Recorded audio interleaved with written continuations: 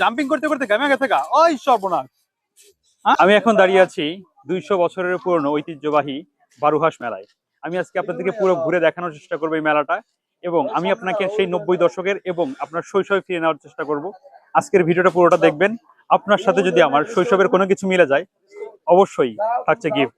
ওকে, এই মেলায় ঢুকতেই আপনি অসাধারণ একটা জিনিস দেখতে পারবেন, সেটা হচ্ছে কৃত্রিম গেট।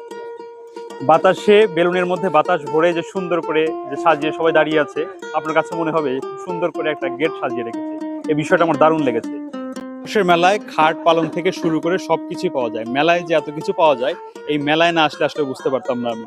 দেখেন এখানে পুরো একদম খাট সাজানো আছে, ঠিক আছে, খাট সাজানো আছে, খাট পালং সমস্ত পাওয়া যায়।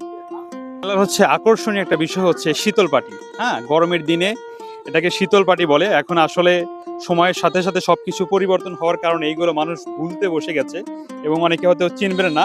এটা হচ্ছে বিছানার উপর দিয়ে রাখলে একদম ঠান্ডা, বিশেষ করে গরমের মধ্যে এটা হচ্ছে খুবই ঠান্ডা। এগুলো কিসের তৈরি কাকা এগুলো?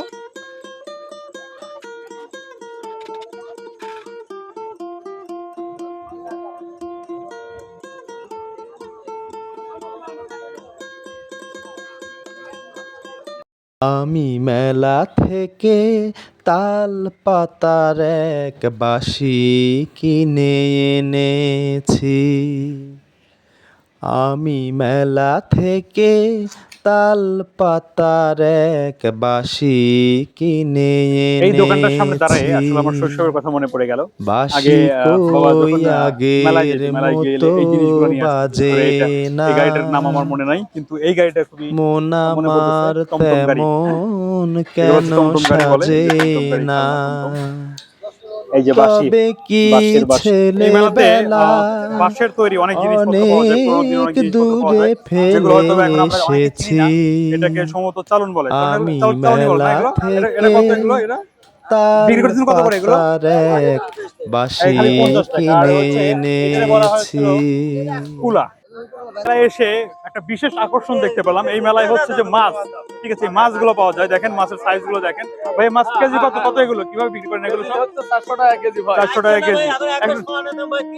320 আই সর্বনাশ, 320 টাকা কেজি মাত্র। এটার ওজন কত হবে টোটাল? এটার ওজন কত হবে? 8 কেজির মতো ওজন হবে। 8.5 কেজি ওজন হবে একটা করে মাছের। ওই পাশে সবার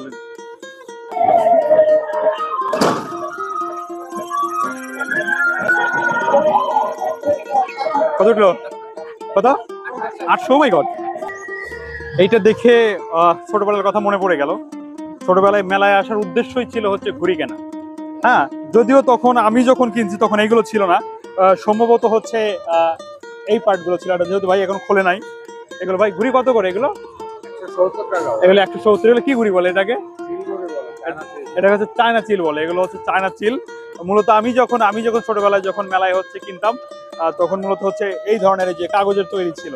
এখন সময়ের সাথে সাথে সবকিছু যেহেতু পরিবর্তন হয়ে গেছে, সুতরাং এখন চায়না। মেলার হচ্ছে বিশেষ আকর্ষণ হচ্ছে ঝুড়ি। বিভিন্ন রকমের ঝুড়ি পাওয়া যায়, একদম গরম গরম ঝুড়ি ভাজতেছে, এখানে বিক্রি করতেছে। কাকা ঝুড়ি এগুলো কেজি কত কাকা এগুলো?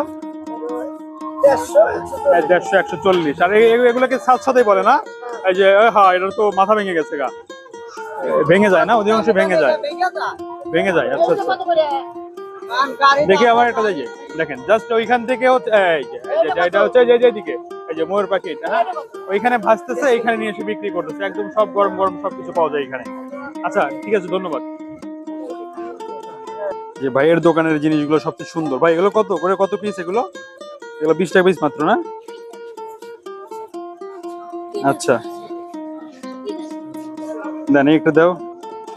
নুসরাত, এটা হাতে লাগবে কি নুসরাতের? এটা দেখুন ভিডিও কার্ড কোনগুলা।